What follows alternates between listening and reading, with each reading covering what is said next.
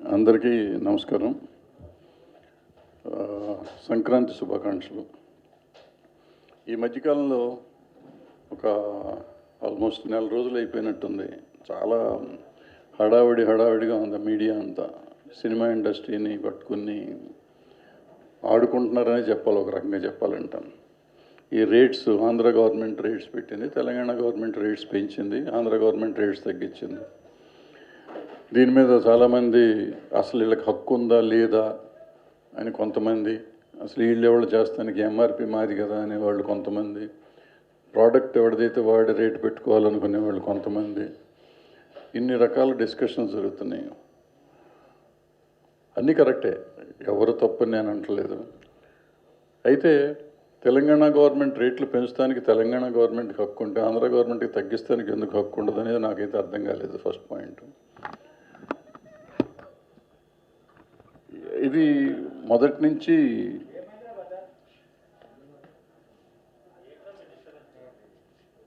ఏంటి brother, right. ఈ మొదటి నుంచి ఇప్పుడు సినిమా థియేటర్స్ పుట్టిన కాడి నుంచి బీఫామ్ అని ఒకటి ఉంటుంది, దానికి రేట్లు పెడతా ఉంది, అన్నీ ఉన్నాయి. తప్ప ఒప్ప అనేది తర్వాత సెకండరీ.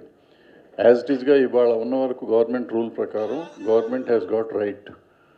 అది లీగల్గా వాళ్ళకి కాన్స్టిట్యూషన్ ప్రకారం వచ్చిన రైటు. అట్లాగే మన మిత్రులు కొంతమంది అన్నట్టు కాన్స్టిట్యూషన్ ప్రకారం మనకు కూడా హక్కు ఉంది, ప్రోడక్ట్కి మనమే రేట్ ఫిక్స్ చేసుకునే హక్కు మనకు ఉంది. కాబట్టి బట్ ఆ లీగల్గా మనం తెచ్చుకోవాల్సిన పరిస్థితి ఉంది. అది తెచ్చుకునే దాకా మనకి హక్కు లేదు. సో ఇవాళ దాని మీద ఎక్కువ డిస్ప్యూట్ చేసుకుని దాన్ని అల్లరి చేసుకోవటం కంటే, దాన్ని ఇప్పుడు ముళ్ళ మీద మనం గుడ్డేసుకున్నాం, ఆ గుడ్డ చిరక్కుండా తీసుకోవటం మన బాధ్యత. అది ఎలా తీసుకోవాలనేది ఆలోచించుకోవాలి అంతే తప్ప రోజు గవర్నమెంట్నో లేకపోతే ఓ మంత్రినో లేకపోతే వాళ్ళని తిట్టుకుంటూ కూర్చుంటే జరిగేది కాదు. తర్వాత ఈ థియేటర్ రేట్లు అంటున్నారు. థియేటర్ రేట్లు మీరు ఈ 120 జీవో, ఇప్పుడు తెలంగాణ గవర్నమెంట్ ఇచ్చిన జీవో మీరు చూస్తే ఓల్డ్ రేట్స్ అని ఉంటుంది. ఓల్డ్ రేట్స్ తెలంగాణలో కూడా 10 రూపాయలు ఉన్నాయి. ఆంధ్రాలో కూడా నాన్ ఏసీ థియేటర్స్ 10 రూపీసే ఉంది. ఇప్పుడు దాన్ని వాళ్ళు 30 రూపీస్ దాకా తీసుకొచ్చారు, పెంచారు మొన్న 120 జీవోలో. అట్లాగే వాళ్ళు అంతకుముందున్న 5 రూపాయలని 5 రూపాయలు చేశారు పాతది. అది తప్పు అని మనం ఛాంబర్ నుంచి కానీ ప్రొడ్యూసర్ కౌన్సిల్ నుంచి కానీ మనం చెప్తున్నాము. 40 రూపాయలు చేయాలని రిప్రజెంటేషన్ కూడా ఇచ్చాము. సో అది చేస్తారు అనుకుంటున్నాను. నిన్న మీటింగ్ జరిగింది, నాకు తెలిసిన వార్త ప్రకారం ఇది త్వరలో ఇంకో మీటింగ్ చేసి దాన్ని చేస్తారు అనుకుంటున్నాను. అసలు తేడా ఏంటంటే ఇప్పుడు ఆ రేట్లు కాదు, ఎందుకంటే సి క్లాస్ థియేటర్లో ఎన్ని సినిమాలు వస్తాయి. ఇవాళ సినిమాలు రిలీజులు ఆగిపోవటానికి ఈ థియేటర్ రేట్లకి నాకు తెలిసినంతవరకు పెద్దగా సంబంధం లేదు. థియేటర్లు సినిమాలు ఆగిపోవటం ఎందుకంటే ఇవన్నీ నేషనల్ వైడ్ పాన్ ఇండియా సినిమాలు. పాన్ ఇండియాలో ఢిల్లీ బ్లాక్ అయిపోయి ఉంది, మహారాష్ట్ర సెకండ్ షోస్ లేవు, 50% ఆక్యుపేషన్లో ఉండి ఒక షో లేకుండా ఉన్నాయి, పంజాబ్ క్లోజ్ చేశారు, ఇట్లా తమిళనాడు 50%కి వచ్చింది, కర్ణాటక 50% ఉంది. ఇట్లా రకరకాలుగా ఉండేటప్పటికీ అంత ఖర్చు పెట్టిన సినిమాకి డబ్బులు రావు. కాబట్టి పాన్ ఇండియా డబ్బులు రావాలి కాబట్టి వాళ్ళు పోస్ట్పోన్ చేసుకున్నారు ఆ 2 సినిమాలు, రాధేశ్యామ్ కానీ RRR కానీ. దాన్ని ఇప్పుడు మనకు తెలుసో తెలియకో దాన్ని తీసుకెళ్ళి ఆంధ్ర గవర్నమెంట్కి ముడిపెట్టి, ఆంధ్ర గవర్నమెంట్ రేట్లు తగ్గించింది కాబట్టి ఆ సినిమాలు 2 రిలీజ్ అవ్వట్లేదు అనేది కొంతమంది చెప్తున్నారు. అది కూడా ఒక కారణం అయ్యి ఉండొచ్చు. ఎందుకంటే ఇంతకుముందు ఫ్లెక్సిబుల్ రేట్లు ఉంటాయి. కోర్టు నుంచి ఆర్డర్ తెచ్చుకొని 300 రూపాయలు, 250, 300 అట్లా అమ్మేవారు. ఇప్పుడు అది లేదు, 150కే అమ్మాల్సి వస్తుంది. సో దానికి కూడా ఉండుండొచ్చు. అది కూడా అయితే చాలా 1% కారణం అయ్యి ఉంటుంది అది నాకు తెలిసి. మిగతా 19% కారణాలు పాన్ ఇండియాలో సినిమాలు రిలీజ్ అవ్వలేవు కాబట్టి, అయినా కలెక్షన్స్ రావు కాబట్టి. బట్ మనం ఆల్ సెడ్ అండ్ ఇవాళ పుష్ప ఉంది, పాన్ ఇండియా రిలీజ్ అయింది. యాక్చువల్గా ఆయన మార్కెట్ లేని హీరో, అంటే పాన్ ఇండియాగా ఇక్కడ ఆంధ్రాలోనూ మలయాళంలోనూ ఆయన నెంబర్ 1 హీరో ఒక రకంగా. అంటే రెవెన్యూ విపరీతంగా చేసే హీరో అల్లు అర్జున్. ఆయన సినిమా ఇవాళ హిందీలోను తమిళనాడులోనూ ఇరగదీస్తాను. తమిళనాడులో ఎంత చేస్తుందో తెలీదు, హిందీలో 100 కోట్లు టచ్ చేస్తాను హిందీలోనే. ఏది 50% ఉండి నైట్ షో లేకుండా, ఊళ్ళల్లో షో లేకుండా, ఇప్పుడు కొన్ని చోట్ల థియేటర్స్ బంద్ అయిపోయినా కూడా చేస్తుంది. ఈ ఆంధ్రాలో రేట్లు తక్కువ ఉన్నా కూడా, అన్నీ ఉన్నా కూడా అంత చేస్తుంది. ఇవాళ 300 కోట్లు నేను నా బ్లాక్లో పెట్టినప్పుడు నవ్వారు అందరూ, 300 కోట్లు ఇదేంటని. ఇవాళ 300 దాటినట్టుంది నిన్న మొన్నట్టుగా. సో ఆ సినిమాలో దమ్ముంటే ఆడు 50% పెట్టాడా, రూపాయికి టికెట్ అమ్మన్నాడా, పావులాకి అమ్మన్నాడా అనేది పక్కన పెట్టేసి జనం చూస్తూనే ఉంటారు, రావాల్సిన డబ్బులు వస్తూనే ఉంటాయి. సో దానికి దీనికి సంబంధం లేదు. ఇప్పుడు అసలు రేట్లు మనం పెంచుకోవచ్చు కదా అంటారు. ఎస్, మనం పెంచుకోవాలి అంటే దాన్ని గవర్నమెంట్ దగ్గర నుంచి ప్రస్తుతం ఉన్న పరిస్థితుల్లో పర్మిషన్ తెచ్చుకోవాలి. That is called flexible rate and variable rate. దానికిన్నూ ఆ థియేటర్ రేట్లకి సంబంధం లేదు. అది ఆల్రెడీ మినిమం రేట్ ఎంత ఉంటుంది, ఈ సినిమాకి ఎంత ఉంటుంది. ఇప్పుడు ఫర్ ఎగ్జాంపుల్ మొన్న తెలంగాణలో రేట్లు పెంచారు. తెలంగాణలో రేట్లు పెంచగానే అర్జున పల్గుణ రిలీజ్ అయింది. దానికి కూడా కొత్త రేట్లు పెట్టుకునేసరికి మొత్తం ఆ సినిమా చచ్చిపోయింది. అదే 100 రూపాయల టికెట్ అమ్ముంటే సో ప్రాబ్లీ అది బతికుండేదేమో. 300 రూపాయలు కూడా అమ్మారు. అది 300 రూపాయలు అంటే వచ్చే జనం తగ్గిపోయారు, చాలా ఇబ్బంది అయింది అది. సో దానికి ఫ్లెక్సిబుల్ రేటింగ్ కావాలి. చేస్తే పెంచుకోవచ్చు, తగ్గించుకోవచ్చు. 3 రోజులు తగ్గిస్తూ ఉన్నారు. ఇప్పుడే మీటింగ్ అయింది మాకు ఛాంబర్లో. దాంట్లో అడిగితే ఎందుకు తగ్గించలేదంటే ఆన్లైన్ బుకింగ్లో అమ్మేశారు ఆల్రెడీ. 3 డేస్కి ఆ రేట్కి అమ్మారు. ఇప్పుడు మరి సడన్గా తగ్గిస్తామని తెలంగాణ ఛాంబర్ స్టేట్మెంట్ ఇచ్చినా కూడా తగ్గించలేకపోయారు. ఎందుకంటే ఆన్లైన్లో వాళ్ళు 300కి అమ్మి ఉన్నారు ఆల్రెడీ. సో ఆల్రెడీ 300కి అమ్మి మళ్ళీ 100 రూపాయలకి అమ్మితే కొనుక్కున్న వాళ్ళు గొడవ చేస్తారని వీళ్ళకి తగ్గించలేదు, వాళ్ళకి తగ్గించలేదు. అల్టిమేట్గా సినిమా దెబ్బతింది. సో దానికోసం మనం ఏం చేయాలి, ఎలా చేయాలి అనేది ఉంది. దీనికి తోడు ఇక మనకు దొరికిందే కదా అని ఈ ఛాన్స్ దొరికి అన్ని ఛానల్స్లోనూ డిస్కషన్స్ పెట్టేస్తే నా బొట్టి పని లేని వాళ్ళు గబగబా పిలవగానే వెళ్ళిపోయి మా ఇష్టం వచ్చింది మేము మాట్లాడుతున్నాం.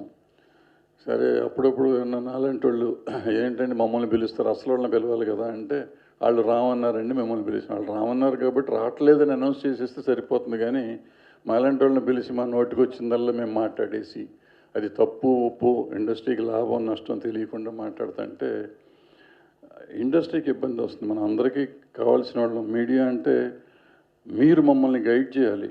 మీరు గైడ్ చేస్తూ ఉంటే మేము వెనకాల వెళ్తాం తప్ప మాకేముంటుంది, ఏదో టీవీలో కనపడాలి, మా సినిమాలు ఆడాలి అనే కోరిక తప్ప మాకు పెద్దగా కోరికలు ఏముండవు. దానివల్ల వచ్చే లాభాలు నష్టాలు మాకు పెద్దగా తెలియదు.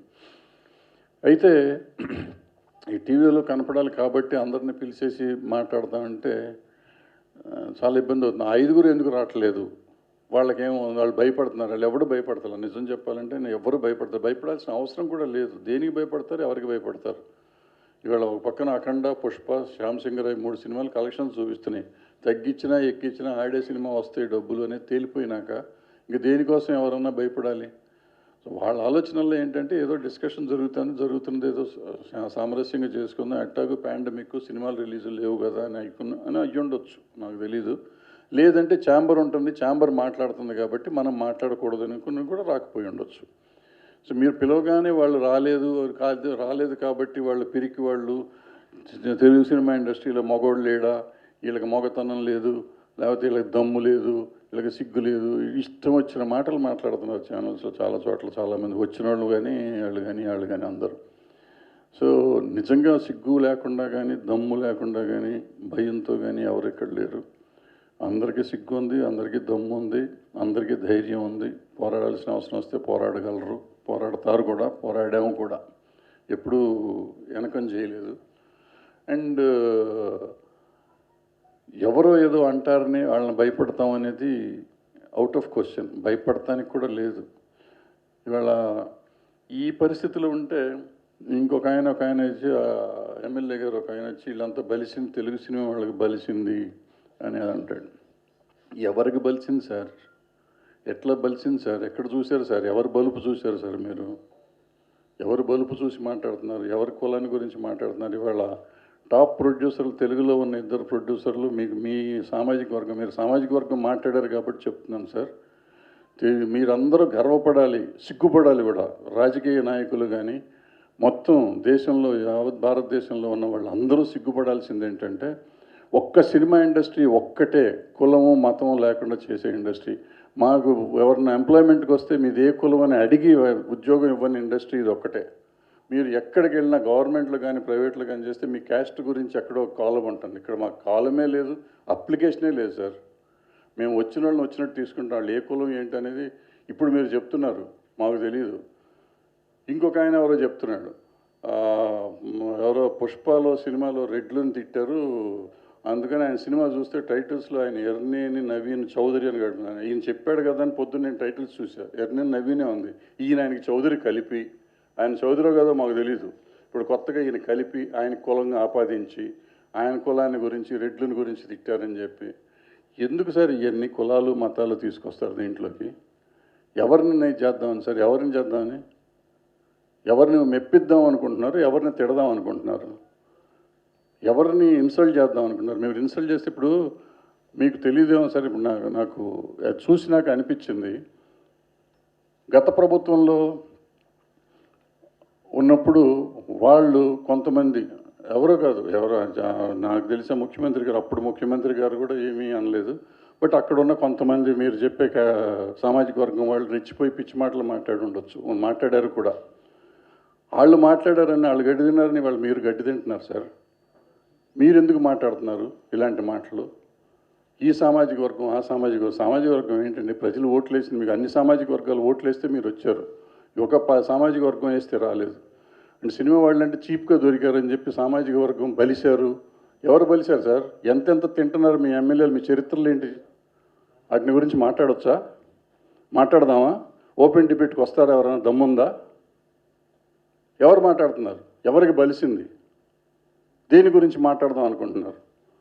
ఎవరిని మెప్పిస్తానికి మీరు ఈ బలుపులు గెలుపులు మాట్లాడుతున్నారు? ఎవరిని మెప్పిస్తానికి మీరు కులాలు మతాలు మాట్లాడుతున్నారు? ఎక్కడి నుంచి వచ్చింది మీకు అందరికీ సొమ్ము? మీరంతా వచ్చి మొదలెట్టినప్పుడు, మీరు రాజకీయాల్లోకి వచ్చినప్పుడు మీ సొమ్ము ఎంత? మీ చిన్న చిన్న పంచాయతీలు కానీ వాళ్ళు ఉన్న రాజకీయ నాయకులు వాళ్ళ ఆస్తులు తీయండి, మా సినిమా వాళ్ళ ఆస్తులు తీద్దాం రండి. దమ్ముంటే ఓపెన్ ఛాలెంజ్. ఎవడి ఆస్తి ఎంత ఉందో లెక్క తీద్దామా? ఎవళ్ళు ఎంత తింటున్నారో లెక్క తీద్దామా? మేము కష్టపడి సంపాదిస్తున్నాం సార్, తయారు చేస్తున్నాం సినిమాని, మా కళలు అమ్ముతున్నాం మేము, దానికి కష్టపడుతున్నాం. దానికి 200 మంది కష్టపడతారు, ప్రొడ్యూసర్ డైరెక్టర్ కాదు సార్, మొత్తం యూనిట్ కష్టపడతారు సార్. కష్టపడితే వచ్చే ప్రాజెక్ట్ అది. ఆ ప్రాజెక్టుని మేము కష్టపడి సినిమా తీస్తే మేము కోట్లు పెట్టిన తర్వాత పైసా ఏరుకుంటున్నాం. అంతేకాని మీలాగా ₹1 పెట్టేసి మొత్తం దోసుకు తింటలా, దేశాన్ని దోసుకు తింటలా మేము ఎవరం. మీరండి ఎవరండి మమ్మల్ని బలుపు అనటానికి? మీ బలుపు సంగతి మీరు చూసుకోండి, మమ్మల్ని బలుపు అనే ముందు. పిచ్చి మాటలు మాట్లాడితే మర్యాదగా ఉండదని నేను ఈ సవినయంగా మనవి చేస్తున్నాను. మంచినీళ్ళు అవుతా.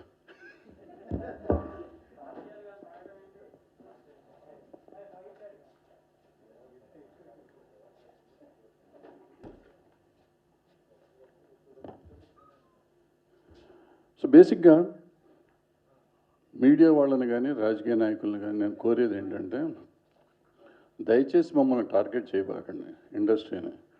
మాకు ఇండస్ట్రీ అంటే మామూలుగా ఇండస్ట్రీ నుంచి ఎవరు రారండి. ఇండస్ట్రీ నుంచి ఎవరు ఉంటారు సార్? ఛాంబరే సార్ ఇండస్ట్రీ వాళ్ళు. చిరంజీవి గారు ఇండస్ట్రీలో ఉన్నవాళ్ళు అందరూ ఇండస్ట్రీ కానీ కాదు.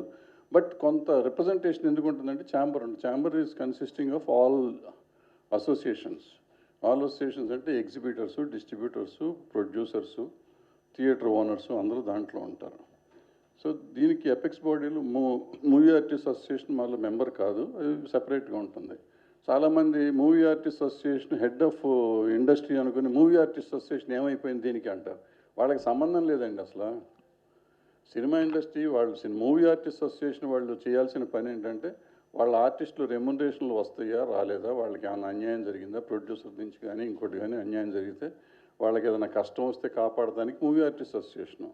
అంతేగాని థియేటర్ రేట్లు లేకపోతేనో లేకపోతే ఇంకో దానికో జిఎస్టీకో దీనికి మూవీ ఆర్టిస్ట్ అసోసియేషన్ రావక్కర్లా. వాళ్ళకి సంబంధం లేదు, వాళ్ళకి ఏ రకమైన సంబంధం లేదు.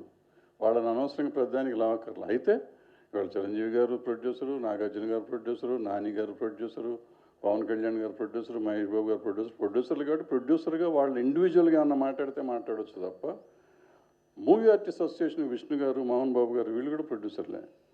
ప్రొడ్యూసర్లుగా మాట్లాడితే మాట్లాడవచ్చు తప్ప మూవీ ఆర్టిస్ట్గా వాళ్ళకి అడిగే అధికారం అయితే నాకు తెలిసి లేదు. అది వాళ్ళు నన్ను తప్పుగా తీసుకున్నా కానీ నేను చెప్తున్నాను. సో ప్రతిదానికి మూవీ ఆర్టిస్ట్ అసోసియేషన్ ఏమైపోయింది, వాళ్ళ ఎలక్షన్లో గొడవ జరిగితే ఎలక్షన్లో గొడవ జరుగుతూ ఉంటాయి. ఆ జరిగిన దానికి దీనికి సంబంధం లేదు. వాళ్ళు గొడవ చేశారు కాబట్టి ఇప్పుడు వచ్చి మాట్లాడాలి కదా, మాట్లాడాలి. ప్రొడ్యూసర్గా మాట్లాడితే మాట్లాడతారు, వాళ్ళు అవసరమైతే మాట్లాడతారు, అంతే తప్ప దానికి దీనికి సంబంధం లేదు. సో అందుకని దయచేసి మీడియాని రిక్వెస్ట్ చేసేది ఏంటంటే సంయమనం పాటించండి. మీరు ఆథరైజ్డ్ స్పోక్స్ పర్సన్స్ ఎవరిని ఉంటే వాళ్ళని పిలవండి, లేకపోతే ఛాంబర్ కానీ, ప్రొడ్యూసర్ కౌన్సిల్ కానీ, మూవీ ఆర్టిస్ట్ అసోసియేషన్ అయితే మూవీ ఆర్టిస్ట్ అసోసియేషన్ కానీ, ఫెడరేషన్ అయితే ఫెడరేషన్ కానీ. ఈ federation, movie artist association they are not డైరెక్ట్గా మెంబర్స్ ఆఫ్ ఛాంబర్ కాదు, వాళ్ళిద్దరూ ఇండిపెండెంట్ బాడీస్ అయ్యి. సో వాళ్ళతో మాట్లాడాలంటే వాళ్ళు సపరేట్గా మాట్లాడండి. ఈ క్లారిఫికేషన్స్ ఇద్దామని ఇంకెప్పుడు రాజకీయ నాయకులు పర్టికులర్గా ఇట్లా బెదిరింపులు, తప్పుడు మాటలు మాట్లాడొద్దు అని అడుగుతానికే ఇవాళ ప్రెస్ మీట్ పెట్టాను. మీకు ఏమైనా డౌట్లు ఉంటే మీరు మాట్లాడవచ్చు.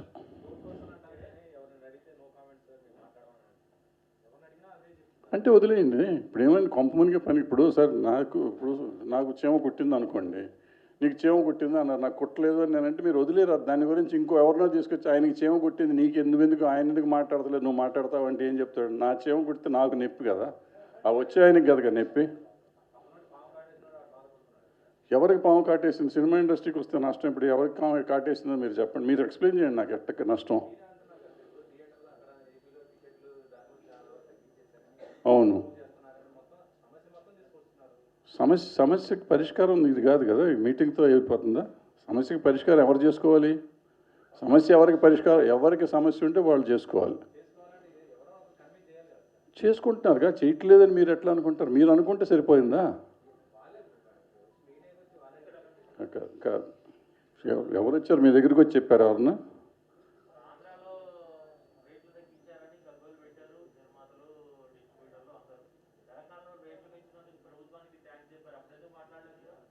ఎప్పుడు? అవును, అందరూ ఎవరు చెప్పారు సార్? అక్కడ చెప్పాము అప్పుడు అనుకుంటే ఆంధ్రాకి కూడా చెప్పారుగా, చెప్పారు సార్. గగ్గోలు పెడతాం అంటే ఇప్పుడు 50 రూపాయలు 5 రూపాయలు చేసిన theatres, non AC theatres, G class స్టేషన్స్లో ఉన్నాయి, తగ్గించకూడదు, పెంచండి అని చెప్పారు. గగ్గోలేం పెట్టలా. వాళ్ళు అడిగితే వాళ్ళు చేస్తామన్నారు. ఈ లోపల ఏదో జరుగుతుంది, స్లో అయింది. డెఫినెట్గా ప్రాసెస్ స్లో అయిందన్నమాట నిజం. అందుకని గగ్గోలు పెట్టి నెత్తి కొట్టుకొని తల బాదుకుంటే అఖండ రిలీజ్ అవ్వదు, పుష్ప రిలీజ్ అవ్వదు కదా.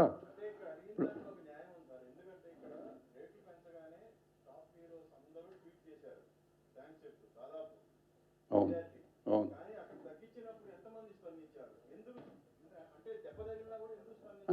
అదే నేను ఇప్పుడు సార్, ఇప్పుడు నాకు రూపాయి లాభం వస్తే నీకు రూపాయి లాభం వచ్చినాను.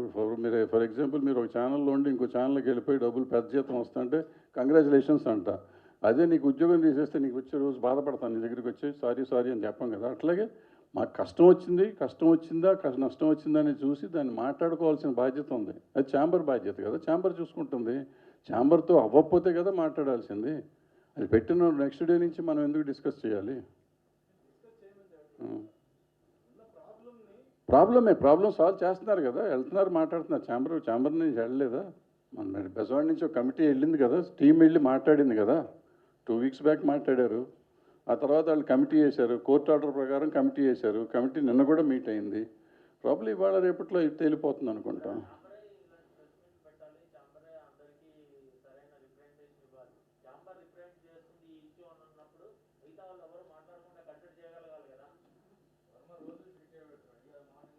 ఆయన పెడతాడమ్మా, ఆయన ఏదైనా పెడతారు, ఆయన ఇష్టం అది. ఇప్పుడు ఎవరు ఎందుకు పెట్టకూడదు అనే రూల్ ఏం లేదు కదమ్మా. ఇప్పుడు మనం స్వతంత్ర భారతదేశంలో ఉన్నాం.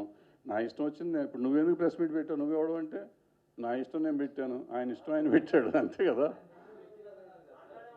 ఆయన వ్యక్తిగతమే అని చెప్తున్నాడు కదా, ఆయనే వ్యక్తిగతం అని చెప్పాడు. నాకు అసలు ఎవరితోనూ సంబంధం లేదని 100 సార్లు చెప్పాడు ఆయన, ఒకసారి కాదు, ఆయన 100 సార్లు చెప్పాడు నాకు సంబంధం లేదు. ఇప్పుడు కూడా చెప్తున్నాడు నేను వ్యక్తిగతం అని చెప్పాడు, నిన్న కూడా ఆయన వ్యక్తిగతం అని చెప్పాడు. ఆ వ్యక్తిగతం అని చెప్పిన దాని గురించి మనం ఏం మాట్లాడతాం? దేని మీద పెడుతున్నాడు? ఆయన ఇష్టం, ఆయన ఇష్టం వచ్చిన దాని మీద ఆయన పెడుతున్నాడు అమ్మా, ఆయన పెడుతున్నాడు, మీరు కవర్ చేస్తున్నారు కదా, దాన్ని మేము క్వశ్చన్ చేయట్లేదు కదా. నేను ఆయన పెట్టి ఆయన ఇష్టం, అది మనమేం ఎవరు మాట్లాడటానికి. ఏకాభిప్రాయం ఉందని ఎవరు చెప్పారు? నీకు ఏకాభిప్రాయం ఉంది, మేమంతా ఒకటే, అసలు మేమంతా శుద్ధులు అని చెప్పామా? ఇక్కడ ఏకాభిప్రాయం ఉండదు, 100% మేమంతా ఒకటి కాదు, ఎవళ్ళ కొంపటి వాళ్ళదే. అయితే సమస్య వచ్చినప్పుడు కలిసి పరిష్కరించుకోవడానికి ఛాంబర్లో అయిన పెట్టుకున్నాము. సమస్య వచ్చింది కాబట్టి ఛాంబర్ పరిష్కరిస్తుంది. అంతేగాని ఇవాళ నేనెవరు, నేను నా ఇష్టం వచ్చింది నేను మాట్లాడతాను, ఇంకోళ్ళు ఇష్టం వచ్చింది ఇంకోళ్ళు మాట్లాడతాను. మాట్లాడకూడదు అనడానికి మాకు ఎవరికి హక్కు లేదు. అప్పట్లో మనం గొడవ జరిగినప్పుడు మాత్రం స్పోక్స్ పర్సన్ అని పెట్టాము, మాట్లాడారు, అప్పుడు కొంతగారు కంట్రోల్ చేసాం. ఇప్పుడు పెద్ద సమస్యలు లేవు కదా అని వదిలేసాము. ఇప్పుడు మళ్ళీ మాట్లాడాలంటే మాట్లాడతారేమో వాళ్ళు.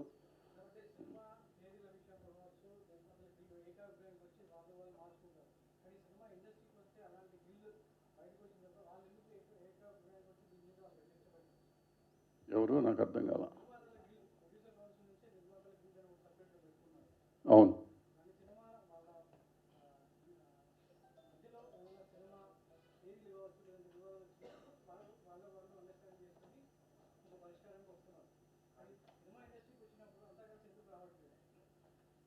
అదే నేను అంటున్నా. ఇప్పుడు అది సమస్య అని వాళ్ళు అనుకోవట్లేదేమో, అది మనం అర్థం చేసుకోవాలి కదా. సమస్య అనుకుంటే డెఫినెట్గా వస్తారు కదా.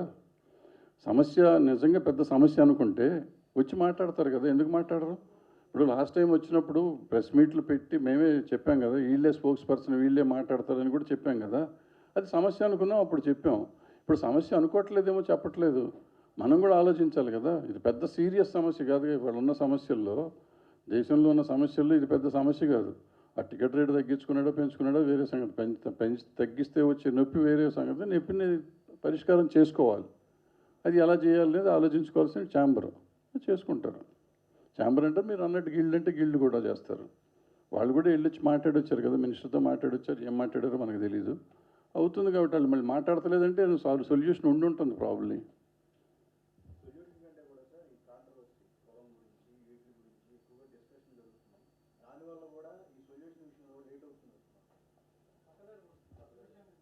అందుకే నేను ఇప్పుడు యాక్చువల్గా రేట్ల సంగతి పెద్ద ఇష్యూ కాదు. నిజంగా కులాల సంగతి మాట్లాడదాం అనేది చాలా బాధాకరమైన విషయం, చాలా సిగ్గుగా ఉంది. మనం 2022కి వచ్చి ఈ దేశం కాన్స్టిట్యూషన్ పెట్టినప్పుడు ఇక్కడి నుంచి కులాలు మతాలు పోవాలి, 10 ఏళ్లలో పోతాయి అని అంబేద్కర్ రాజ్యాంగం రాస్తే ఇవాళ 75 ఏళ్ళు అయిపోయినా కూడా ఇంకా కులాల గురించి మతాల గురించి మనం మాట్లాడుకుని చాలా అసభ్యంగా అసహ్యంగా మాట్లాడుతున్నాం. అంటే అది కూడా respected members, honourable members of assembly కానీ మినిస్టర్స్ కానీ వీళ్ళందరూ మాట్లాడుతున్నారంటే ఎవరు పామర్లు చదువుకురాని వాళ్ళు తెలియని వాళ్ళు మాట్లాడారంటే అనుకోవచ్చు. But respectable members of the assembly మాట్లాడుతున్నారంటే చాలా బాధగా ఉంది. ఏం చేస్తాం ఇప్పుడు? ఒక అవతల వాళ్ళు తప్పు మాట్లాడారని మనం తప్పులు ఏం మాట్లాడలేం కదా. సో వాళ్ళు బూతులు మాట్లాడితే మనం బూతులు మాట్లాడుతాం. దిగజారటం అనేది ఒకటి దిగజారాడని మనం దిగజారక్కర్లేదు. సో దిగజారుడుతనం అనేది ఆగాలి, సంయమనం పాటించాలి. ఊరికి ప్రశ్నలు వేయాలంటే నేను 100 ప్రశ్నలు వేస్తాను. ఇప్పుడు కులాలు మతాలు అంటారు, ఎక్కడున్నాయి కులాలు మతాలు? ఎక్కడెక్కడ ఉన్నాయో చెప్పండి. సినిమా ఇండస్ట్రీలోనే లేవు నాకు తెలిసినంత వరకు. మిగతా అన్ని చోట్ల ఉన్నాయి. మీరు అన్ని చోట్ల ఉన్నాయి అట్లా అనుకుంటే మీడియాలో మొత్తం అంతా మీరు కులాల ప్రకారం మతాల ప్రకారం ఇస్తున్నారా? ఎవరికైనా ఉద్యోగాలు కరెక్ట్గా ఇస్తున్నారా? అట్లాగే ఎవరికి సమాధానం? ఇప్పుడు నేను మిమ్మల్ని ప్రశ్నించడం, మీరు నన్ను ప్రశ్నలు, లేకపోతే ఇంకోళ్ళని ప్రశ్నించడం, ప్రశ్నలు సమాధానాలు కాదు ఇక్కడ. మనం అందరం కలిసి ఈ దేశాన్ని కానీ రాష్ట్రాన్ని కానీ రాష్ట్రాలను కానీ తెలుగు వాళ్ళని కానీ మనం కాపాడుకోవటానికి మనం ఎంత మంచి చేద్దామని ఆలోచిద్దాం. ఊరికే క్వశ్చన్స్ మీరు వేస్తేనే సమాధానం చెప్పడం అనేది అంటే ఏది 100 సమర్థం చెప్తాం, నన్ను నేను సమర్థించుకుంటాను, మిమ్మల్ని మీరు సమర్థించుకుంటారు. సొల్యూషన్ అయితే ఏది రాదు. ఊరికి ప్రెస్ మీట్ పెట్టామండి. బట్ ఇప్పుడు నేను చెప్పదలుచుకుంది ఏంటంటే మనం అందరం సరిగ్గా చూసుకుని ఇటువంటి ఏమైనా వస్తే అందరం సమిష్టిగా ఎదుర్కొందాం. మీరు మేము అని లేకుండా అందరం కలిసి ఎదుర్కొంటే ఇటువంటి పిచ్చి పిచ్చి కామెంట్స్ చేసేవాళ్ళు అందరూ తగ్గుతారు. ఆ కామెంట్స్ని రానివ్వకుండా చేసుకోవాలి. దానికి మనం అంతా ఒకటిగా ఉండాలి అనేది నా కోరిక. అది తప్పుడు ఆలోచన అయి ఉండొచ్చు, లేకపోతే మంచి ఆలోచన అయి ఉండొచ్చు, ఏదైనా నాకు తెలియదు.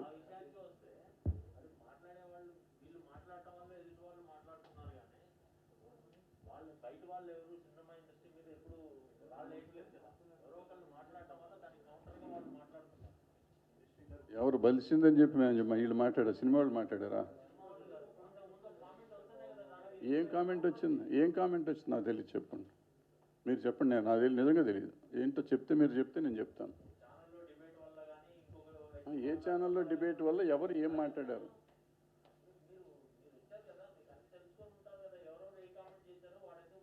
నాకు తెలియదు, నిజంగా నాకు తెలియదు, నాకు తెలియదు ఎవరు మాట్లాడారు, ఎవరు ఇంకొకళ్ళ గురించి మాట్లాడారు అనేది మీరు ఎవరిని చెప్పండి, చెప్తే నాకు చూపించండి.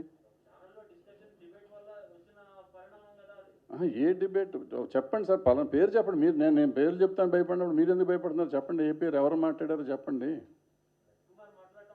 నట్ కుమార్ కులాలని చెప్పాడా? అక్కడ బలిసిందని చెప్పాడా? వాళ్ళు రాజకీయ నాయకులకు బలిసిందని చెప్పాడా? దానికి మలుస్తానికి దానికి సంబంధం ఏంటి అంటున్నాను నేను. బలుస్తానికి దానికి మీరు ఇంకో డైవర్షన్ చేస్తున్నారు మీరు. నేను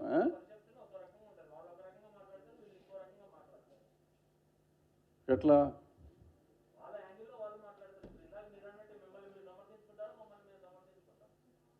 సమర్థించుకుంటారు? ఏం సమర్థం చెప్పండి, మీరు కరెక్ట్గా సూటిగా చెప్పండి. సూటిగా ప్రశ్న చేస్తే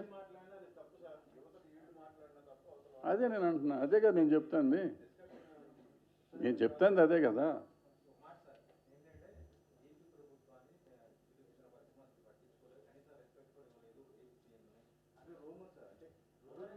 అది చాలా పెద్ద బూత్ అది. ఎందుకంటే ఏపీ ప్రభుత్వాన్ని అంటే ఒప్పుకుంటాను, ఏపీ ప్రభుత్వాన్ని ఉంటా. ఏపీ ప్రభుత్వం అంటే అంతకుముందు చంద్రబాబు నాయుడు గారు కూడా ఉన్నారు. ఆ ప్రభుత్వాన్ని పట్టించుకోలేదు, ఈ ప్రభుత్వాన్ని పట్టించుకోలేదు. అప్పుడు ఎవరిని వెళ్ళారా? నాకు తెలిసిన తార్కాణంలో అయితే ఎవరు వెళ్ళా. ఎప్పుడు చంద్రబాబు నాయుడు గారిని కలుస్తానికి సినిమా ఇండస్ట్రీ నుంచి ఎవరు వెళ్ళా. ఆ లాస్ట్లో వెళ్ళింది ఎవరు ఉంది, వాళ్ళ సొంత పనులకు వెళ్ళారు తప్ప ఇండస్ట్రీ రిప్రజెంటేషన్గా వెళ్ళి ఆయన సన్మానం చేయటం కానీ లేకపోతే ఆయన కలవటం కానీ జరగలేదు. ఇప్పుడు జరగలేదు. నిజంగా చెప్పాలంటే అప్పుడు ఇప్పుడు కూడా కొందరు పెద్దలు కలుద్దామని ట్రై చేస్తే ఇంటర్వ్యూలు అయితే ఆయన ఇవ్వలేదు, ఈయన ఇవ్వలేదు. ఇంటర్వ్యూ ఇచ్చుంటే వీళ్ళు కలిసేవారేమో. ఇప్పుడు అవన్నీ మనం ఇప్పుడు ఇంటర్వ్యూ ఇవ్వలేదు, ఇచ్చారు, ఎవరు వెళ్ళారు, ఇప్పుడు మళ్ళీ దాని మీద ఇప్పుడు ఆయన చెప్పాడు నట్ కుమార్ గారు, అట్లా మళ్ళీ నట్ కుమార్ లాగా నేను తయారవ్వాలి. నాకు ఎందుకు ఇప్పుడు ఎవరు ఇచ్చారు ఎవరు లేదు ఇవన్నీ అనవసరం. ఇప్పుడు రకరకాలుగా మాట్లాడుతూ ఉంటారు, రకరకాల పర్సెప్షన్స్ ఉంటాయి. ఇవాళ నాకు జగన్మోహన్ రెడ్డి గారు ఇష్టమైతే నేను చంద్రబాబు నాయుడు గారిని తిడతాను, చంద్రబాబు నాయుడు గారు ఇష్టమైతే జగన్మోహన్ రెడ్డి గారిని తిడతాను. బట్ మా సినిమా ఇండస్ట్రీకి వాళ్ళిద్దరిని తిట్టుకోవాల్సిన అవసరం లేదు. సినిమా ఇండస్ట్రీకి కావాల్సింది ఏంటంటే ఏ గవర్నమెంట్ ఉంటే ఆ గవర్నమెంట్తో మనం సామరస్యంగా వెళ్తూ మన పని మనం చేసుకుంటూ పోవాలి. బట్ ఇండివిజువల్స్ ఎవరికాళ్ళు ఏ పార్టీలో ఆ పార్టీలో ఉంటారు. ఆ పార్టీలో ఇక్కడ ఎమ్మెల్యేలు ఉన్నారు, అక్కడ ఎమ్మెల్యేలు ఉన్నారు. ఇవాళ జగన్మోహన్ రెడ్డి గారు గెలిచారంటే గెలిచినప్పుడు సినిమా ఇండస్ట్రీ నుంచి కూడా సపోర్ట్ చేసినట్టు చేశారు. ఆ చంద్రబాబు నాయుడు గారి మీద సినిమాలు కూడా తీశారు కదా. సినిమా ఇండస్ట్రీ నుంచి చంద్రబాబు నాయుడు మీద సినిమాలు, నెగిటివ్ సినిమాలు తీశారు. సో అవన్నీ పార్ట్ ఆఫ్ ద గేమ్ నడుస్తూ ఉంటుంది. బట్ అది జరిగిందని చెప్పి మనం పగబట్టేసి కూర్చుని ఒక్కొక్కళ్ళ మీద పగసాధ్యం చర్యలు చేయటం అనేది కరెక్ట్ కాదు. దాని మీద గోయింగ్ ఆన్ డిస్కషన్ చేసుకుంటూ వెళ్ళటం కూడా కరెక్ట్ కాదు. డిస్కస్ చేద్దామంటే ఎన్ని గంటలు చేసినా అది తరగదు. సమాధానాలు చెప్పాలంటే మీరు అడిగిన ఏ ప్రశ్నకైనా సమాధానం చెప్పచ్చు. బట్ అది ఏమవుతుంది, సాగ తీసుకుంటూ పోతూ ఉంటే ఇంకా ఎక్కువ దాన్ని రిపర్కేషన్స్ ఇంకా పెరుగుతాయి. సమాధానం చెప్పలేక కాదు, చెప్పకూడదని కాదు. బట్ మనం కంట్రోల్ చేద్దామని ఏదైతే పట్టుకుని డ్యామేజ్ కంట్రోల్ చేద్దాం అనుకున్న దాన్ని డ్యామేజ్ ఇంకా ఎక్కువ చేయటం నాకు ఇష్టం లేదు. అంతే తప్ప లక్ష్మీనారాయణ గారు దానికి ఎందుకు ఎక్కువ చెప్పట్లేదు, ఎక్కువ లాగట్లేదు అనేది మీరు అర్థం చేసుకోండి. డ్యామేజ్ కంట్రోల్ చేద్దామని తప్ప డ్యామేజ్ చేద్దామని కాదు. డ్యామేజ్ చాలా జరిగిపోయింది ఆల్రెడీ. ఒకళ్ళు మాట్లాడారా, ఇద్దరు మాట్లాడారా, ఇటు మాట్లాడారా, అటు మాట్లాడారా కానీ. బట్ ఏదైనా కరెక్ట్ కాదు. ఎవరు మాట్లాడినా తప్పు. ఒకవేళ వీళ్ళు మాట్లాడితే వీళ్ళు కూడా తప్పు, 100% తప్పు. సినిమా ఇండస్ట్రీ నుంచి ఎవరన్నా మాట్లాడితే 100% తప్పు. కులాలు మతాల గురించి మాట్లాడుంటే తప్పు. నిర్ద్వందంగా ఖండిస్తున్నాము.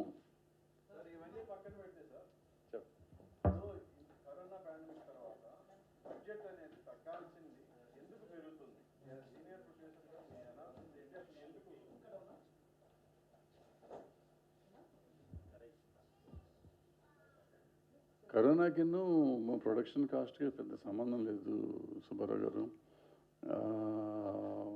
ఇక్కడ ఏంటంటే మనం టోటల్గా కంట్రోల్ తప్పింది ఇండస్ట్రీ ఒక రకంగా చెప్పాలంటే. అంటే నాకు తెలిసింది యాక్చువల్గా నేను ఇక్కడ చెప్పాల్సిన విషయం కాదు అది, అయినా మీరు అడిగారు కాబట్టి చెప్తున్నాను. నెంబర్ ఆఫ్ వర్కింగ్ డేస్లో తేడా వస్తాను బాగా. ఫర్ ఎగ్జాంపుల్ ఆ రోజుల్లో అడవి రాముడు సినిమా తీసుకున్నాం, ఒక శాంపుల్ తీసుకున్నాం. దాంట్లో రామారావు గారితో పాటు జయప్రద, జయసుధ, ఈ 32 మంది ఆర్టిస్టులు మొత్తం మధుమలై ఫారెస్ట్లో తీశారు. జంతువులు ఉంటాయి, ఏనుగులు జంతువులు, 6 పాటలు, 4-5 ఫైట్లు ఉన్నాయి. అంతా కలిపి 30 రోజుల్లో చేసి తీసుకొచ్చేస్తే సినిమా కంప్లీట్ చేసేసారు. ఇవాళ అదే సినిమాని చెయ్యాలంటే నాకు తెలిసి 300 రోజులు కావాలి కాల్ షీట్లు. ఎందుకు కావాలి అంటే మనం పొద్దున అప్పుడు రాఘవేంద్రరావు గారు వాళ్ళు మార్నింగ్ 7కి ఫస్ట్ షాట్ తీసేవారు, సాయంత్రం 6ంటికి చీకటి పడేదాకా షాట్ తీస్తే షూటింగ్ జరుగుతూనే ఉండేది కంటిన్యూస్గా.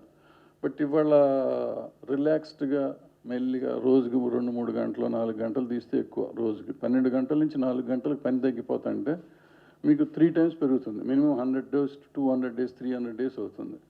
ఇవాళ ఒక 100 daysలో సినిమా తీయొచ్చు, ఎందుకంటే పెరిగిన పరిస్థితులు, టెక్నాలజీ మారింది కాబట్టి కావాలనుకుంటే మ్యాక్సిమం 100 days కంటే ఎక్కువ కావాలి పెద్ద సినిమా. చిన్న సినిమా 50 రోజుల్లో అయిపోవాలి అనేది ఇట్లాంటిది ఏమన్నా పెట్టుకుని, అంటే సెల్ఫ్ రెగ్యులేషన్ పెట్టుకోవాలి. దీన్ని మనం కామెంట్ చేస్తానికి మనం ఎవరు, ఒక్కో డైరెక్టర్కి ఒక్కో రకంగా ఉంటుంది. చేసినా కానీ ఇప్పుడు ఎవరి ఇష్టం వాళ్ళది, ఎవరి ఇష్టం వచ్చినట్టు వాళ్ళు తీస్తూ ఉంటారు. వాళ్ళు దాన్ని మనం చెప్తాం 100% ఛాంబర్ డిస్కస్ చేస్తాం, చేయలేదని అలా చాలాసార్లు డిస్కస్ చేసాం, చాలాసార్లు కంట్రోల్ కూడా చేసాం. మళ్ళీ ఒక 2 రోజులు అయిపోయినా 4 రోజులకి మామూలు వచ్చేస్తుంది కదా, అది దాలిగంటలో ఒక్కొక్క సామెత అన్నమాట. ఇవన్నీ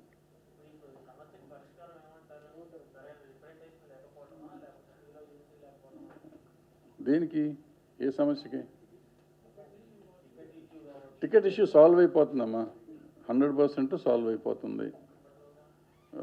ఫిబ్రవరి అంటే 15 రోజులు టైం అడుగుతున్నాను నేను. ఇవాళ నుంచి 15 రోజుల నుంచి 20 రోజుల లోపల అయిపోతుంది. ఆన్లైన్ టికెటింగ్ మనం మొదటి నుంచి అంటున్నాం, ఆన్లైన్ టికెటింగ్ కావాలి, అది కంపల్సరీ కావాలి. వాళ్ళు ఇప్పుడు కూడా డిస్కషన్ అయింది, వాళ్ళ కోసం అని కాదు, మన కోసం. మనం అడిగింది 2004లో నుంచి అడుగుతున్నాం, మనం ఇప్పుడు కొత్తగా అడిగింది కాదు, అడుగుతున్నాం. ఆన్లైన్ టికెటింగ్ ఉంటే ఏమవుతుందంటే ఈ పైరసీ, కొంచెం ఈ బ్లాక్ మార్కెటింగ్ ఇవన్నీ తగ్గుతాయి, ప్లస్ అకౌంటబిలిటీ వస్తుంది. అకౌంటబిలిటీ కోసం అయితే వాళ్ళు చేసిన తప్పు ఏంటంటే, ఇప్పుడు కొన్ని మంచి చేస్తూ కొన్ని తప్పులు చేస్తుంది ఆంధ్ర గవర్నమెంట్. మిగతా విషయాలు నేను మాట్లాడను, సినిమా ఇష్యూ వరకు సంబంధించి ఆన్లైన్ టికెటింగ్ కావాలని అడిగింది మనమే, ఇవ్వాల్సింది వాళ్ళే. కానీ అది గవర్నమెంట్ చేస్తుంది అన్నారట, అది తప్పు. ఎప్పుడైనా గవర్నమెంట్ చేస్తుంది, గవర్నమెంట్ వాళ్ళు తీసుకుంటాను డబ్బు, సో అది సంబంధం లేదు. కాదని చెప్పి స్టేట్మెంట్ ఇచ్చారు వాళ్ళు, అది కాదని స్టేట్మెంట్ ఇచ్చారు గవర్నమెంట్. ఏది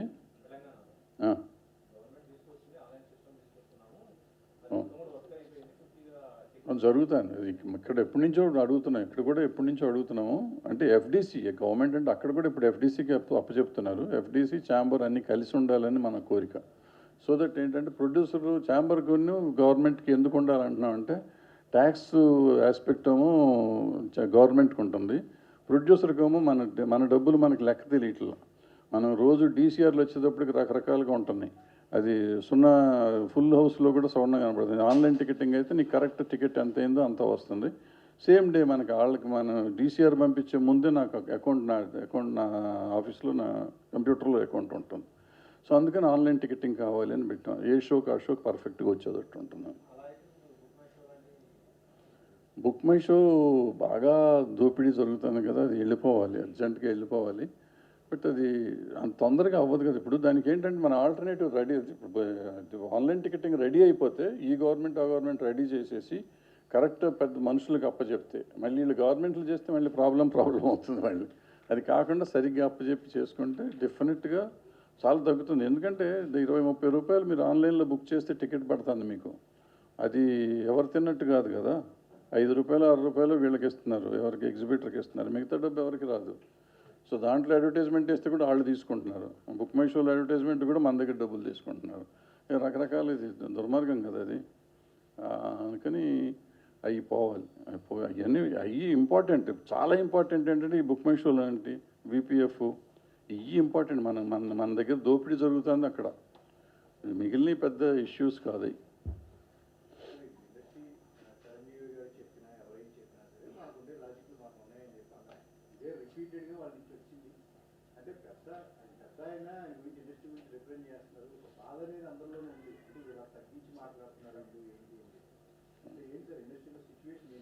అంటే దేని గురించి తగ్గించన్నారు మీరు? అది ఒకటి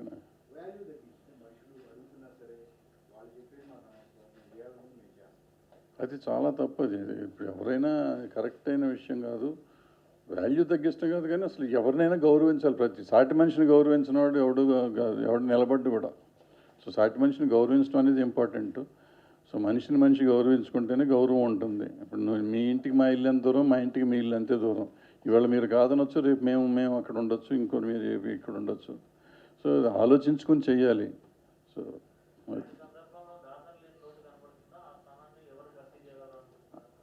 ఎవ్వరు భర్తీ చేయరు. ఆయన స్థానం అసలు లేనే లేదు. ఆ మనిషి రాడు. ఆయన మల్టీ టాలెంటెడ్ అమ్మ. ఆయన ఒకటి కాదు, ఆయన producer, distributor, exhibitor, politician, director, writer, actor. ఆయన కాంతి ఏది కాదు. సో అన్ని సెక్షన్స్ తెలుసు ఆయనకి. అన్ని సెక్షన్స్ తెలిసేటప్పటికి ఏమవుతుందంటే అన్నిటి మీద పట్టు ఉంది ఆయనకి. అందరి వ్యక్తుల మీద కూడా పట్టుంది, యూనిట్స్ అన్నిటి మీద పట్టుంది. అందుకని ఆయన శక్తి అయ్యాడు. ఇవాళ అంత పవర్ఫుల్గా అన్ని తెలిసిన మనుషులు ఇక్కడ లేరు అసలు ఎవరు. ఇప్పుడు చిరంజీవి గారిని మనం అడుగుతాం. చిరంజీవి గారు ఏంటంటే ఆయన లిమిటెడ్. ఆయన వరకు ఆయన చేస్తున్నారు కూడా. సో ఇప్పుడు దాసరి నారాయణరావు గారిని రిప్లేస్ చేయక్కర్లేదు. చిరంజీవి గారుగానే ఉంటారు.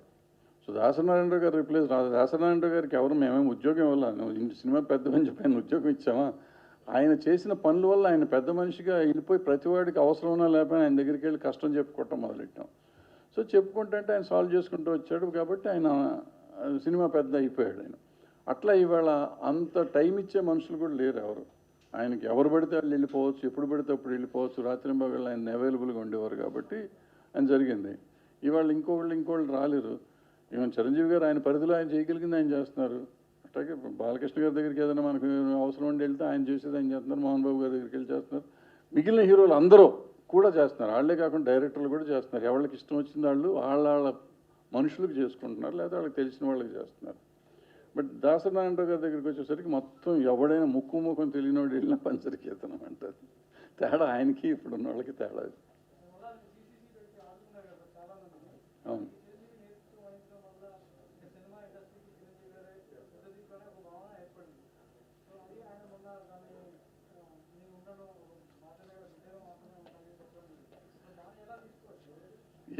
అసలు ఆయన ఎవరా నేను ఉండనంటానికి? ఆయన ఉండే తీరాలి. అంటే ఆయన ఒక లెవెల్కి వెళ్ళిపోయారు. ఆయన లెవెల్కి వెళ్ళిపోయినాక ఆయన అవసరం ఏ రోజు వచ్చినా, పైకి ఆయన చెప్పారు, అక్కడే చెప్పారు కదా, నేను ఏ అవసరం వచ్చినా నేను ఉంటానని చెప్పారు. చాలు, ఇక అంతకంటే కావాల్సింది ఆయన అవసరానికి కావాల్సిన వస్తే నేను అసలు అవసరానికి కూడా ఉండను, నాకు మీకు సంబంధం లేదు అంటే తెగదెంపులు తెంచుకుంటే అప్పుడు మనం ఆయన గురించి డిస్కస్ చేయాలి. పాపం ఆయన నేను ఉంటానన్నాడు. ఆయన ఏంటంటే ఊరికే పెద్ద మనిషి అని చెప్పి మళ్ళీ ఇందాక ఈయన అడిగినట్టు వెనక నుంచి ఏదో పిచ్చి మాటలు మాట్లాడుతా అంటే మనిషికి మనసు బాధ కలిగి ఉంటుంది. బాధ కలిగి నేను ఉండయ్యా అన్నాడు. అదేం లేదు, అనవసరం చిల్లర గొడవలకి రానన్నాడు. దుప్పటి పంచాయతీలకి ఆయన ఎందుకు రావాలి చెప్పండి? ఆయన స్టేటస్కి ఆయన రెడ్డి మంత్రి చేశాడు, మెగాస్టారు, ఇండస్ట్రీలకి ఆయన తిరుగులేని నటుడు. ఆయన వచ్చి వాళ్ళ దుప్పటి పంచాయతీలు చేస్తా కూర్చుంటే ఆయన పని అంతా చెడిపోతుంది. ఆయన ఇప్పుడు 3-4 సినిమాలు ఇప్పుడు చేస్తున్నారు, బిజీగా ఉన్నారు. సో ఆయన ఏదైనా అవసరం వస్తే ఆయన నేను ఉంటానన్నారు, కానీ ఈ దుప్పటి పంచాయతీలకి రానన్నారు. I think reasonably right.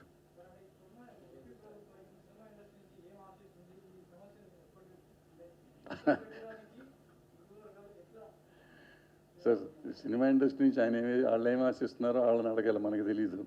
So మన వరకు మనకేం లేదు. మన వాళ్ళకి అగెనిస్ట్గా, అసలు గవర్నమెంట్కి అగెనిస్ట్గా, ఏ గవర్నమెంట్కైనా కానీ ఇండస్ట్రీ ఎప్పుడు అగెనిస్ట్గా ఉండదు. Few individuals might be there, few individuals డెఫినెట్గా. సరే ఇప్పుడు చంద్రబాబు నాయుడు గారు ఉన్నప్పుడు మేము చాలామంది అపోజ్ చేసాం, కొంతమంది అపోజ్ చేసాం, కొంతమంది కలిసి సపోర్ట్ చేసాం. అట్లా ఇప్పుడు ఈయన వచ్చినప్పుడు కొంతమంది ఈయన సపోర్ట్ చేస్తున్నారు, కొంతమంది అపోజ్ చేస్తున్నారు.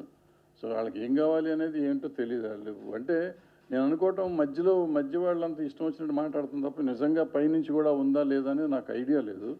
బట్ ఇది కరెక్ట్ కాదు. ఏదైనా కానీ if they are expecting something from this, అది కరెక్ట్ కాదు. ఎందుకు ఎక్స్పెక్ట్ చేయాలా? ఇంకోటి అన్నారు, మర్చిపోయాను ఇందాక మీరు అడగకముందు, సినిమాలు అక్కడ తీయాలి అన్నారు. సినిమాలు అక్కడ తీస్తానే ఉన్నాం ఆల్రెడీ. సినిమాలు ఆల్రెడీ 30% ఆఫ్ ద ఫిల్మ్స్ అక్కడ జరుగుతున్నాయి. ఇప్పుడు కాదు, అసలు ఈ 2 గవర్నమెంట్లు ఉన్నప్పుడు, మెడ్రాస్ స్టేట్ ఉన్నప్పటి నుంచి కూడా అక్కడే జరుగుతూ ఉన్నాయి షూటింగ్లు. ఇప్పటికీ జరుగుతూనే ఉంటాయి షూటింగ్లు. సో వాళ్ళకి తెలియదు, లాజిక్ తెలియకుండా మాట్లాడితే ఎట్లా మనం చెప్తాం. స్లోగా అవుతుంది. ఇప్పుడు హైదరాబాద్ ఇండస్ట్రీ రావడానికి 30 ఏళ్ళు పట్టింది. అప్పటికి ఇక్కడ ఇన్సెంటివ్స్ ఇచ్చి అది ఇచ్చి ఇది ఇచ్చి చేస్తే వచ్చింది. ప్రాబ్లీ అక్కడ ఇన్సెంటివ్స్ ఇస్తే తొందరగా వస్తుంది. ఇన్సెంటివ్స్ ఇవ్వకపోతే 10 ఏళ్లలో వస్తుంది ఇండస్ట్రీ. అది పెద్ద లాస్ట్ గవర్నమెంట్ ఇన్సెంటివ్స్ ఇవ్వలేదు, ఈ గవర్నమెంట్ దాని గురించి మాట్లాడతలేదు. సో ప్రాబ్లీ జరుగుతుంది. ఇప్పుడు డెఫినెట్గా ఆ గవర్నమెంట్ ఎవరు అడిగినా అడగకపోయినా లొకేషన్స్ ఫ్రీ చేశారు. ఆంధ్ర గవర్నమెంట్ ఇప్పుడు లొకేషన్స్ అన్నీ ఫ్రీ. దానికే చిరంజీవి గారు వాళ్ళంతా కంగ్రాచులేషన్స్ చెప్పారు, ఇళ్ళు వచ్చారు, ఇక్కడ కలిసి వచ్చారు. లొకేషన్స్ అన్నీ ఫ్రీ, సింగిల్ విండో చేశారు. అక్కడ సినిమా ఇండస్ట్రీకి కొంత బాగు చేసి మంచి చేశారు అక్కడ. ఇప్పుడు ఈ థియేటర్ రేట్స్ కూడా నిజంగా చెప్పాలంటే కొన్ని చిన్న సినిమాల వరకు బెటర్గానే ఉంటాయి. పెద్ద సినిమాలకు వచ్చేటప్పటికి ఇబ్బంది అవుతుంది కాబట్టి దాన్ని ఏం చేయాలనేది మాట్లాడుకుని చేసుకోవాలి. ఇమీడియట్గా ఇప్పుడు ఇబ్బంది నిజంగా ఉండుంటే అఖండకిన్ను పుష్పకు కూడా ఉండాలి కదా. నడుస్తున్నాయి కదా, బాగా నడుస్తున్నాయి, సూపర్గా. ఇవాళకి కూడా ఇంకా ఫుల్సిపోతున్నాయి సినిమాలు. సో బాగుంది అది. బట్ డెఫినెట్గా ఆ పెద్ద సినిమాలకి ఆ రేట్లు చాలవు కాబట్టి ఈ క్లాసిఫికేషన్స్ ఇప్పుడు తెలంగాణ గవర్నమెంట్ చేసినట్టు క్లాసిఫికేషన్ చేయాలి. తెలంగాణ గవర్నమెంట్ కూడా వేరియబుల్ రేట్ ఇచ్చింది. వీళ్ళు తెలియకుండా ఒకే రోజు రేట్లు పెంచి మళ్ళీ తర్వాత తగ్గించారు. అట్లా కాకుండా దీనిలాగా ఆలోచించి వాళ్ళు కూడా చేస్తే బాగుంటుంది. అదే మన ఛాంబర్ రిప్రజెంట్ చేస్తుంది. 99% అయిపోతుందని నేను నమ్ముతున్నాను.